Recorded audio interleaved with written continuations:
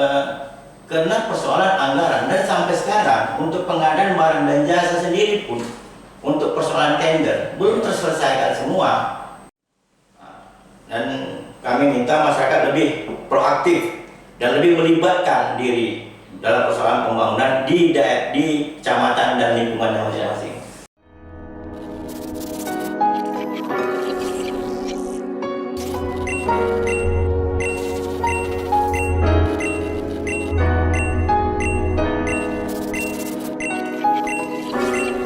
Selamat sore, salam jumpa sahabat delegasi.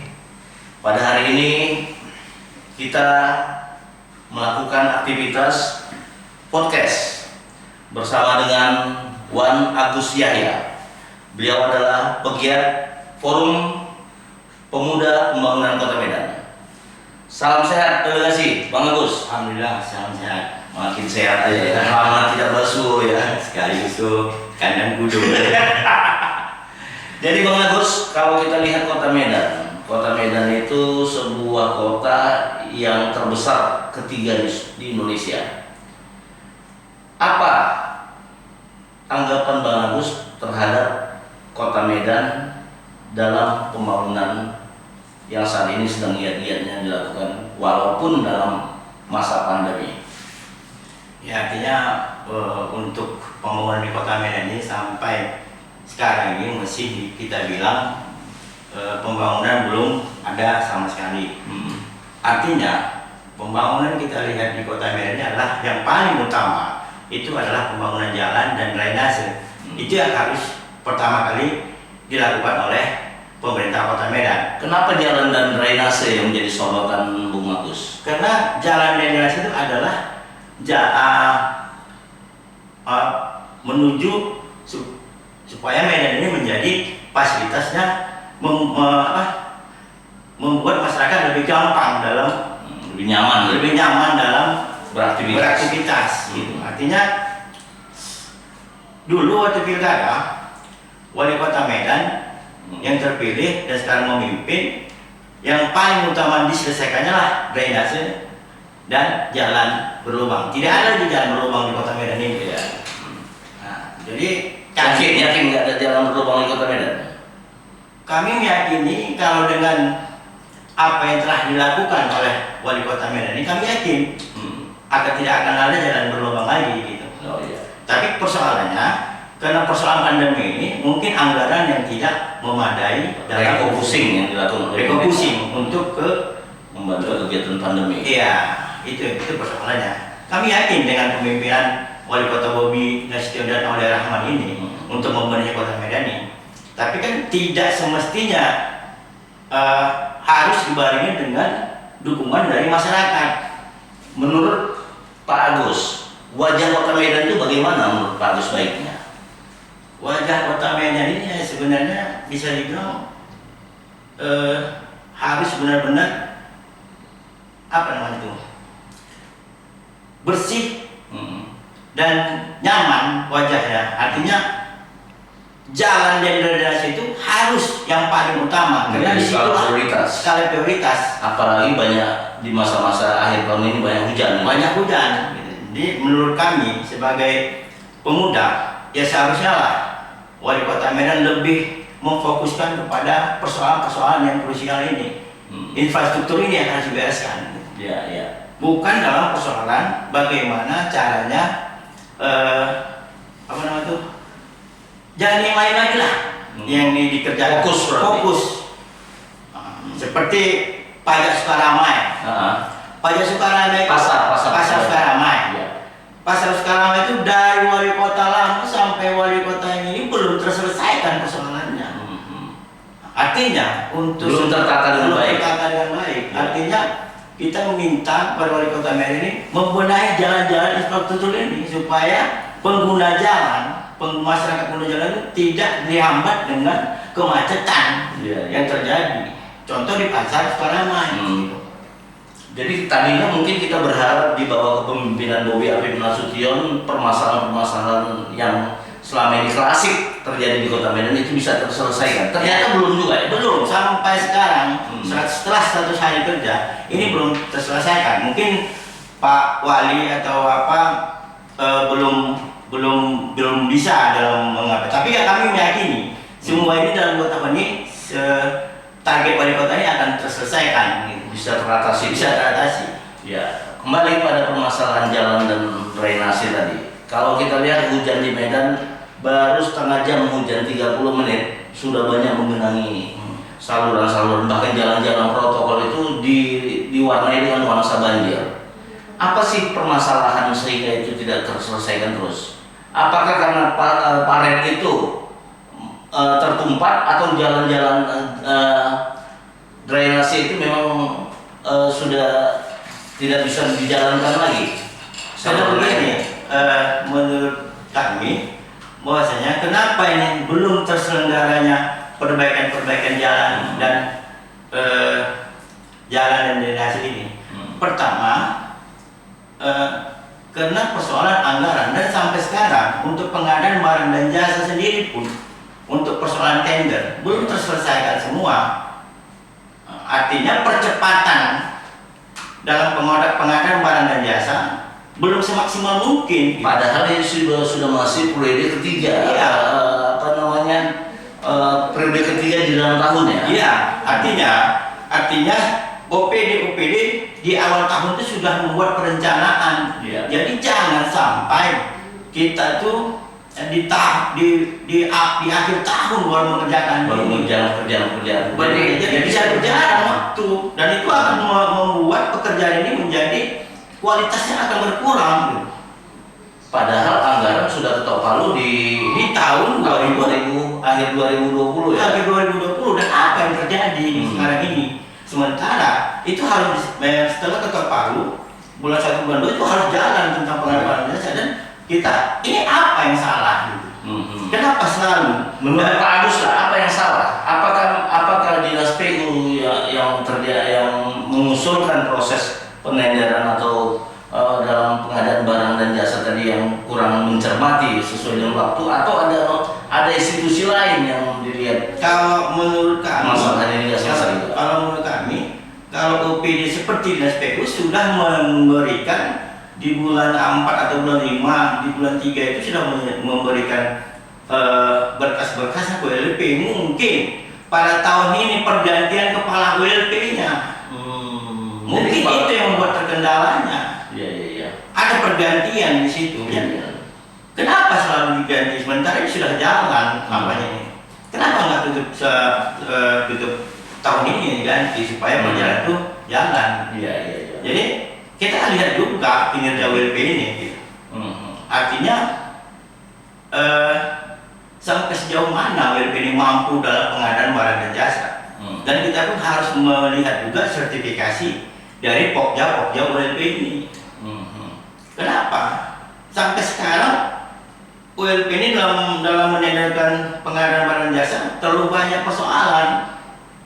Jadi Pak Agus selaku Ketua Forum Pemuda Pembangunan Kota Medan, apakah sasaran yang dikritisi selama ini terkait dengan kinerja aparatur sipil negaranya atau sistem yang menurut Pak Agus yang nggak benar? Kalau menurut kami sistem sudah berjalan, tapi persoalan sumber daya manusianya mungkin nggak kompeten ya, nggak berkompeten dalam mendalami tentang pembangunan ini. Contohnya aja lah, seorang camat bisa menjadi ketua WLP. Oh iya. Ketua pengadaan barang dan jasa. Sementara secara teknisnya dia bukan orang teknis. Nggak paham dia. Nggak paham dalam persoalan itu gitu. Jadi menurut kami, ya kami mintalah kepada Wali Kota Medan, Bang Bobi, untuk lebih fokus dalam membina dan melihat potensi anggota-anggota di bawahnya dalam mengadakan membuat sebuah proses sistem itu bisa berjalan. Jangan sistem sudah bagus tapi sumber dayanya nggak mampu dalam menjalani sistem itu gitu. Itu yang kita ingin. Person. Artinya ketidakmampuan dalam menjalankan sistem itu. Memanage pelaksanaan WLP tadi ya. Jadi harus mampu dia menjalankan sistem itu. Sistem ini sudah bagus. Gitu. Iya. Tapi persoalan sumber daya manusianya yang nggak mampu dalam menjalani sistem ini. Oke, kembali kepada permasalahan bahwa Medan ini identik dengan sebuah kota metropolitan, namun masih banyak potensi-potensi di Medan itu, fasilitas-fasilitas Medan itu belum terkelola atau belum termanage dengan baik. Terbukti dengan jalan-jalan di Kota Medan masih banyak, di beberapa sudut itu masih berlubang-lubang. Di daerah Sunggal, di daerah LPT ya, daerah Denai itu masih banyak berlubang-lubang. Nah, kondisi ini kita harapkan menurut Forum Pemuda Pembangunan Kota Medan, apa yang harus dilakukan, gerakan apa yang dilakukan oleh Pak Wali Kota sebagai panglima dalam rangka mengarahkan Medan ini untuk lebih baik lagi? Ya, kalau menurut kami sebagai Forum Pemuda Pembangunan Kota Medan ini, kami ingin Pak Wali Kota itu lebih fokus kepada pembenahan mental, pembenahan mental kepada manusianya. Gitu. Artinya perlunya sosialisasi tentang bagaimana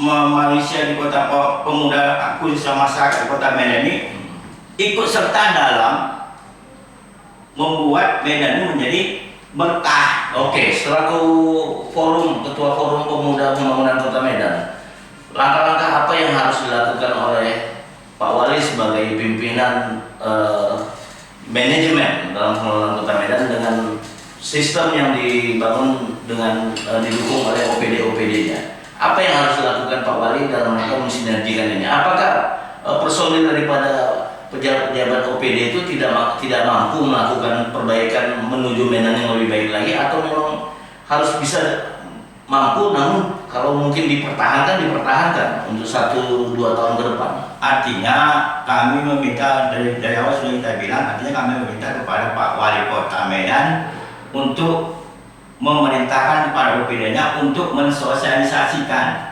misalnya kepada OPD Dinas PU Kota Medan, dia kan harus mensosialisasikan tentang pembangunan Kota Medan ini, perencanaan Kota Medan ini kepada kontraktor-kontraktor yang ada di Kota Medan ini. Itu belum pernah dilakukan ya? Sampai sekarang belum ada. Apa OPD tersebut membuat sosialisasi per 3 bulan atau per 6 bulan itu, atau apa yang akan dilakukan ke depan?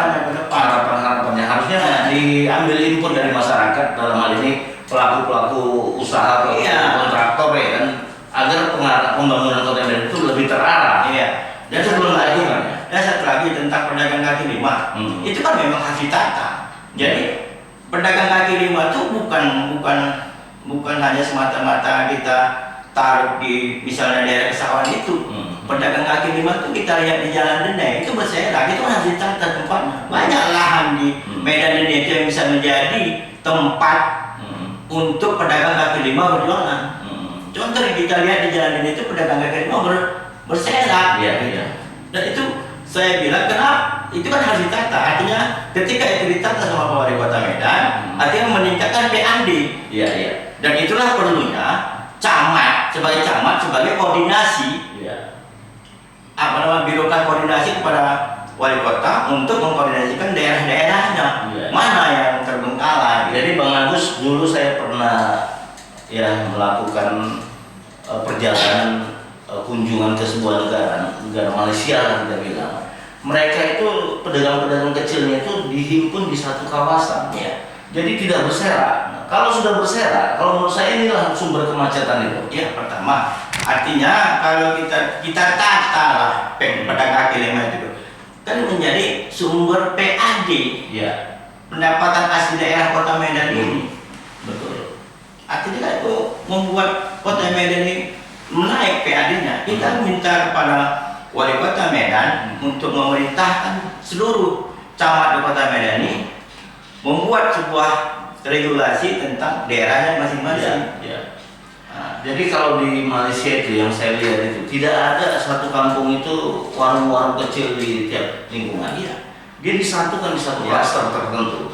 Kemudian kalaupun ada pertokoan, dia tidak ada toko itu langsung ke jalan lintasnya itu. Dia harus ada masuk jalan lain untuk tidak mengganggu lalu lintas. Kita gini, misalnya kita contoh ya, Ya. kita contoh di daerah Kecamatan Medan Dinding.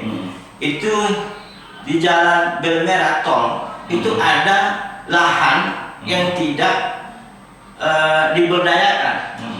Hanya segelintir anak yang memberdayakan itu sekelompok orang. Kenapa itu tidak bekerja sama dengan pemerintah kota untuk memberdayakan lahan itu? Artinya dibuat di situ pedagang kaki itu yang berjualan di pinggir jalan dengan kumuhnya. Kita pindahkan ke lahan itu dengan kita bekerja sama dengan tol Belmerah tadi. Itu ada lahan yang bisa dibilang bisa digunakan digunakan untuk pedagang-pedagang itu. Supaya wajah kota Medan lebih cantik, lebih berkah. Artinya pedagang kaki lima, artinya dia tidak dirugikan, dia bisa berjual dengan tenang, tidak ada orang-orang yang malak, dia bisa tertata semua per kecamatan. Kita minta setiap camat untuk meregulasi seluruh daerahnya tentang pedagang kaki lima dan cari lahan yang bisa kita pindahkan. Kalau saya rasa bukan lagi per kecamatan, per kelurahan ada klaster-klaster UMKM.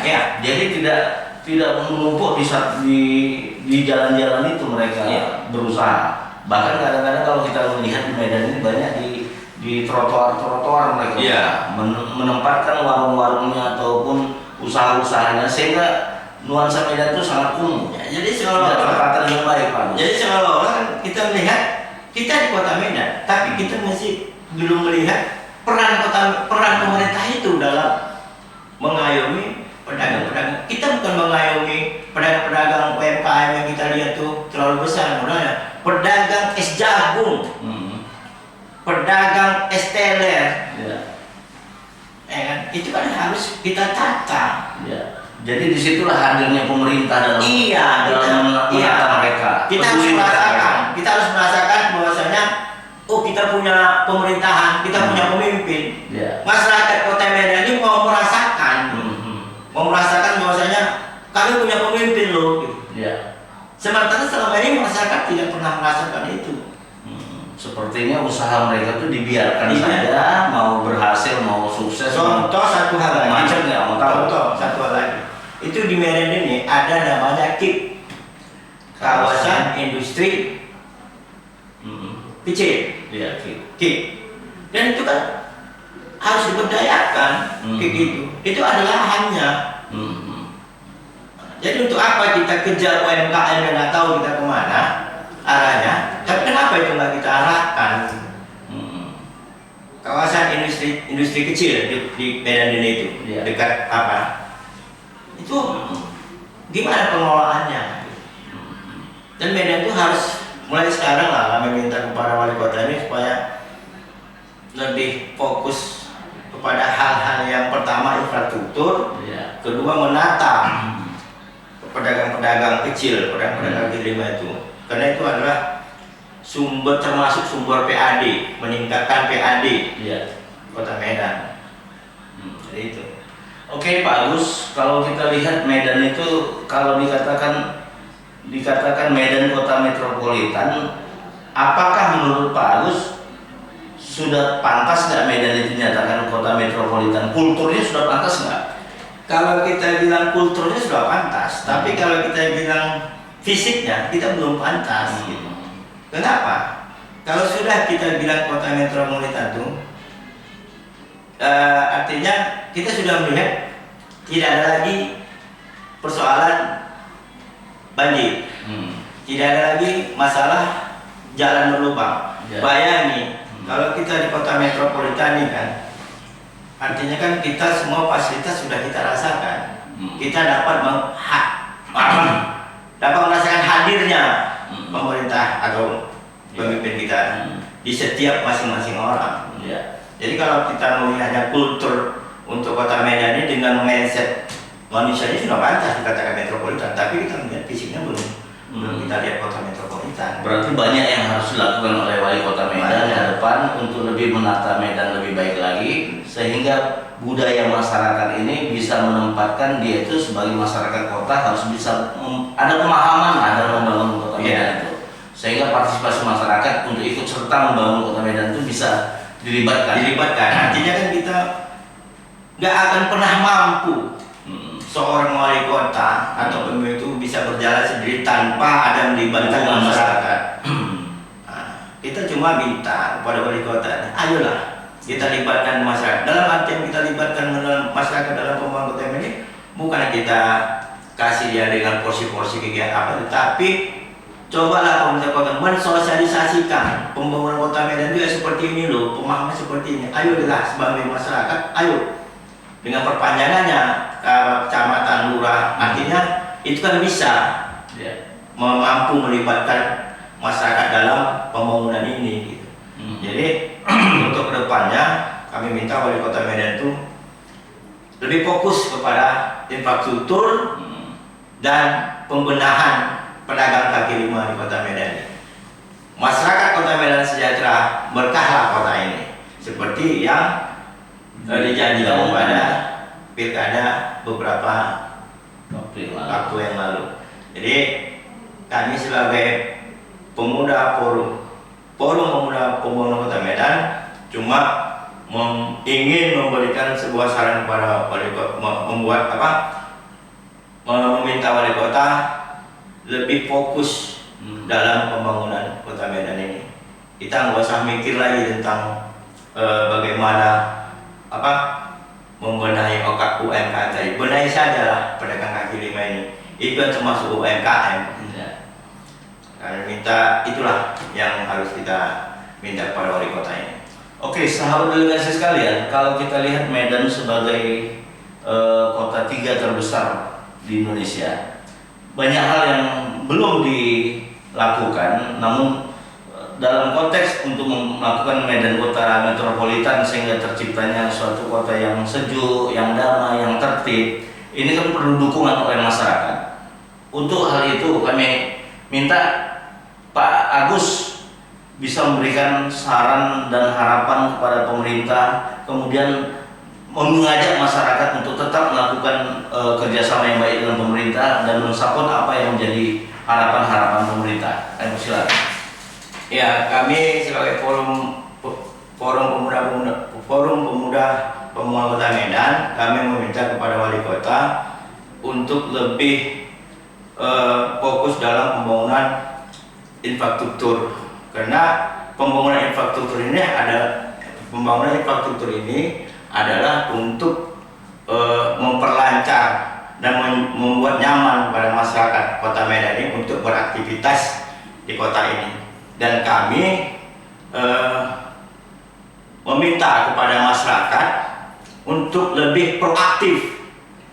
Dalam artian proaktif, kita minta kepada masyarakat untuk melaporkan, melibatkan diri dalam setiap apapun yang terjadi di kelurahan dan lingkungannya masing-masing. Artinya melaporkan bukan berarti langsung kepada wali kota, ada di situ kelurahan, ada kecamatan, dan kami minta juga pihak kecamatan lebih proaktif dalam melibatkan masyarakatnya sendiri. Jangan semena-mena dia seorang pimpinan kecamatan, dia tidak pernah melibatkan, dia hanya berpikir sendiri, tidak akan pernah mampu dia akan berpikir sendiri tanpa melibatkan masyarakat. Dan kami minta masyarakat lebih proaktif dan lebih melibatkan diri dalam persoalan pembangunan di kecamatan dan lingkungannya masing-masing. Oke, beberapa waktu yang lalu kita lihat Pak Wali Kota Medan Bobi Afif Nasution melakukan satu ketidakbiasaan yang dilakukan oleh pejabat-pejabat di Kota Medan.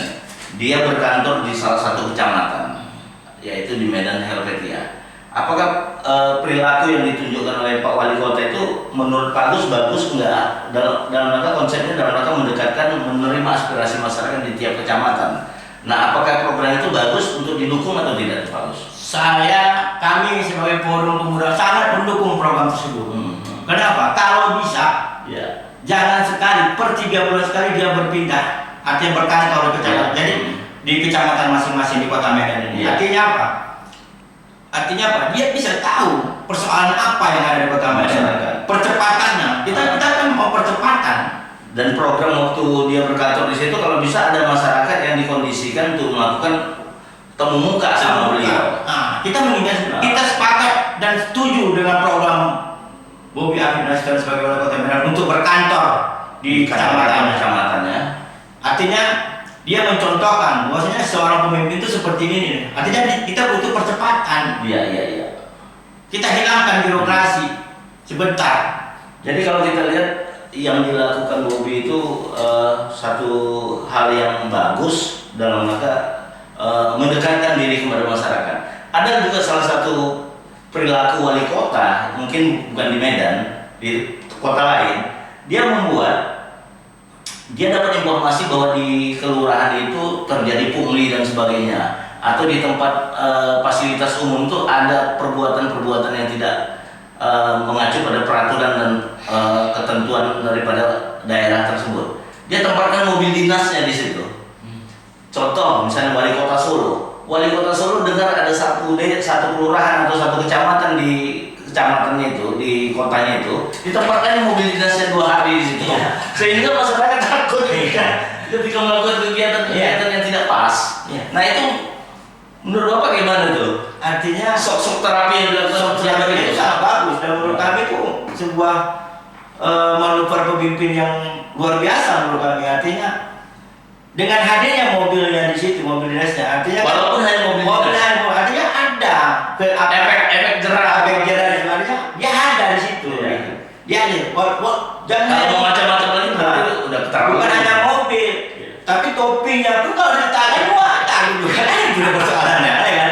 Jadi menurut kami manuver-manuver seperti itu yang kita butuhkan di Kota Medan ini. Artinya ada efek jerah, ada rasa malu kepada pimpinan tadi, malu kepada masyarakat. Artinya untuk pungli sendiri kalau kita lihat dengan apa yang telah dilakukan oleh wali kota Medan ini, kita melihat pungli ini sudah semakin dari 100%.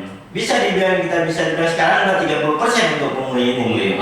Walaupun masih ada tapi sudah diperkecil, diminimalisir. Ya kalau bisa 100% ya. Kita nggak mau ingat pungli ini. Dengan apa yang telah dilakukan oleh Kota Medan ini sangat luar biasa. Kami mau menginginkan pemimpin yang seperti itu. Gitu. Jadi Forum Pemuda Pembangunan Kota Medan mengapresiasi lah kinerja wali kota Medan, dan kita harapkan ke depan wali kota lebih baik lagi ke depan dalam memimpin Kota Medan. Oke, kalau di closing statement dari Pak Agus selaku Ketua Forum Pemuda Kota Medan, apa harapan-harapannya terhadap Kota Medan ke depan? Harapan Forum Pemuda Pembangunan Kota Medan berharap bahwasanya Medan ini menjadi sebuah kota yang berkah, kota yang nyaman, kota yang bebas dari pungli. Dan kami minta pada wali kota Medan agar tetap semangat dalam membangun Kota Medan. Cuma itu harapan kita. Mantap. Terima kasih Pak Agus Yahya, Wan Agus Yahya, Ketua Forum Pemuda Pembangunan Kota Medan. Semoga pertemuan ini membawa berkah, membawa manfaat, dan kita yakin bahwa harapan-harapan warga Kota Medan, masyarakat Kota Medan sangat bertumpu pada kebijakan-kebijakan dan kepemimpinan Wali Kota Medan Bobi Afif Nasution. Terima kasih. Kami delegasi mengucapkan ribuan terima kasih. Assalamualaikum warahmatullahi wabarakatuh. Merdeka!